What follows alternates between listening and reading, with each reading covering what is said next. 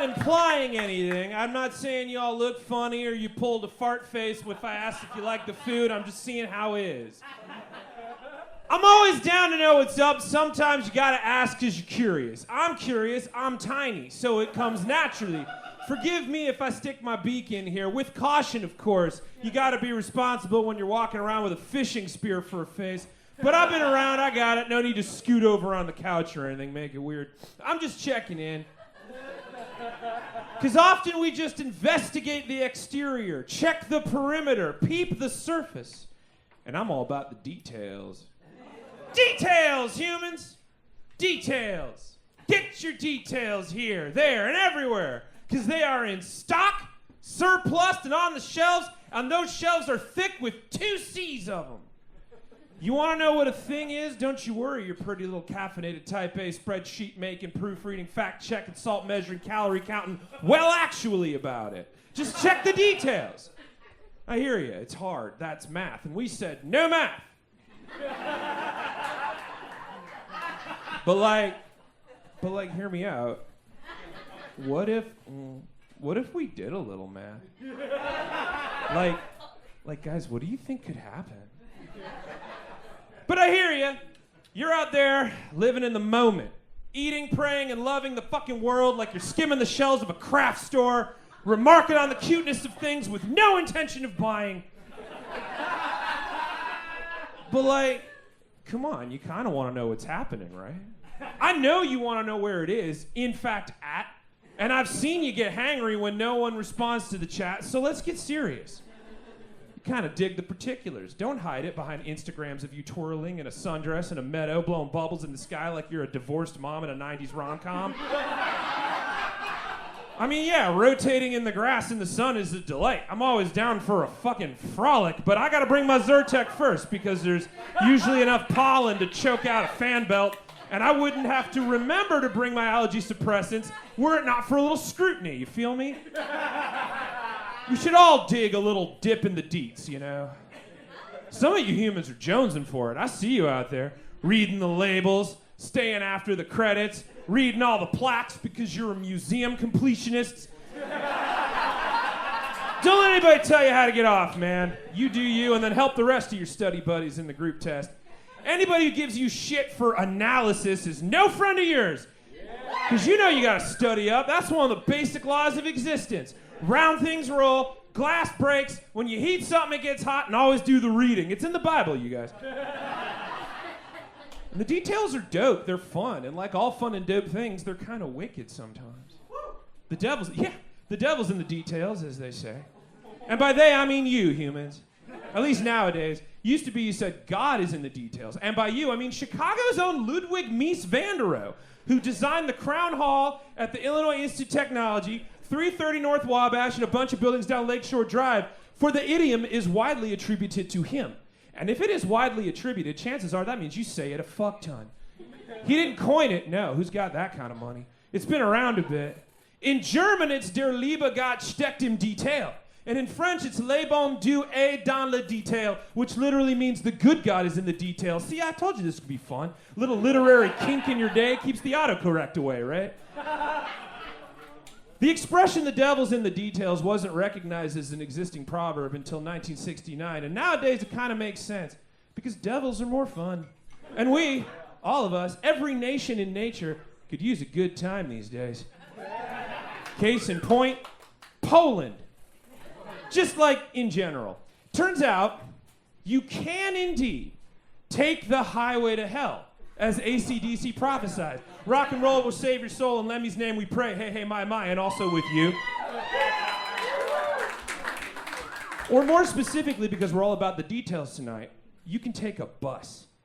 In northern Poland, up in Puck County, in the Pomeranian Voivodeship, if you want to be all Google Maps about it, zoom in, is a 22-mile-long sandbar that separates the Bay of Puck from the Baltic Sea. And it is called the Hell Peninsula. And at the tippy-top nip of the spit, 21 miles from mainland Poland, well, that's where you're going to find hell itself. All this time, biblical scholars thought it was in Gary, Indiana. Turns out, hell is in Poland. And in order to get there, you got to take the 666. Started in 2006, this big green bus will take tourists down the highway to hell on the 666 route. And of course, it was mad popular. Who wouldn't want to say they took the 66 to hell? That is the most efficient way. If you're going to go to hell, at least take the direct route. It shows clarity of thought and confidence. Plus, it kind of fits. No way getting to hell is going to be something sexy like a monorail. At worst, it should be a hike up a mountain of discarded Lego pieces and gum. It makes sense. You ask a demon how to get to hell, it's going to tell you to take the fucking bus. Now, does this bus run on human souls? Sources say maybe. But rest assured, it's just a fucking bus on the inside. And up until June 24th, 2023, you could make the 66 to hell part of your touristy commute. But thanks to certain religious groups, the local public transport operator changed the numbers. Yeah. See, okay. So, some groups found that taking the 66 to hell could, quote, give credence to the horror of soul death, including a Catholic group called Fronda, who decided that it was, quote, hard not to consider a malicious inspiration, calling it satanic stupidity. Now, granted, satanic stupidity sounds like they're going to open for Ghost at the Metro this Sunday. And fuck, I wish that were true. My, hey, rock and roll is here to stay in the name of the Fender, the Gibson, and the Righteous Solo. Hell yeah, and also with you. But they were being serious. Quote, hell is the negation of humanity. It is eternal death and suffering. The group wrote in an article in like Buzzkill Narc Weekly, apparently. Quote, you can only laugh at this reality if you simply don't understand what it is. And to that, I call the mightiest of shenanigans, because the devil isn't even in these details. First off, the number 666 isn't really about the crimson forky-tongued jack dude sitting balls out in the underworld. That's not real math. That's not the details. In reality, which is where you live, the number of the beast is actually a biblical dig at Lucius Domitius Ahenobarbus, a.k.a. Nero, ruler of Rome in AD 54 and also a total fucking knob. So, Nero's name in Hebrew is 7 characters. And each one of those characters has a numeric value. I told you we were going to do some math and you were going to kind of dig it. Let's get our PJs later and stay up late about it. And when you add those numbers up, you get 666. You could do the same thing if you take the Latin name and then Rubik's Cube it into Hebrew, but then you get 616, which sounds more like a VFW. So they went with Greek, and that's Neron Kaiser, which becomes 666. There's actual Aramaic documents about Nero Caesar written in Hebrew from the Greek name. And I don't know if you've ever been to the before times in a time machine or something. Maybe a Tesla. I don't have a Tesla, so I cannot speak to their ability to travel back in time. But they kind of look like they could, and they're expensive enough that I'd buy that. But back then, people didn't really have a kick-ass time. And no one wanted to spell out, hey, Nero Caesar is a tyrant and chugs donkey balls, because that's how you have an even worse time. So instead, they kind of dug at him in the Bible as the root of all evil, which is kind of sort of what Revelations is all about, but that is a soda fountain of details you can check if you're thirsty, and I think you might be.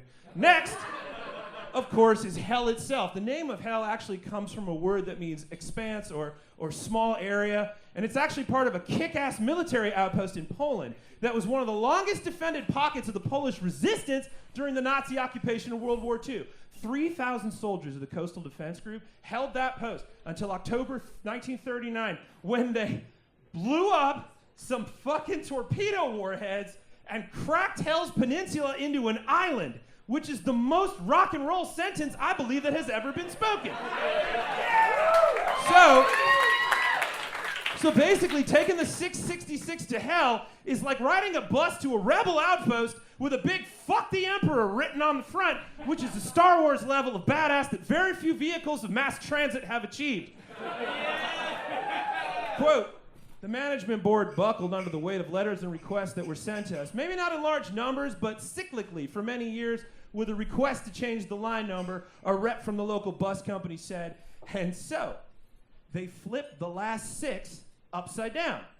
So now you got to take the 669 to hell, which is admittedly hilarious and metal, But take heart, those about to rock, we salute you. According to the company, they will change it back if the public demands it. So, hey Poland, how you doing? If I might stick my beak in here for a second. I know you're ready. I know you're hot for it. I know you're DTF. I too am down to fact. So, hands up who wants to rock the world. The world is not just the moment. Life is not riding the exterior, perimeter, or just the surface. The devil and God and everything else is in the details.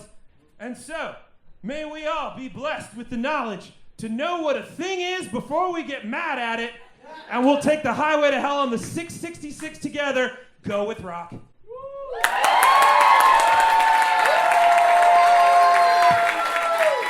Chad, the Bird.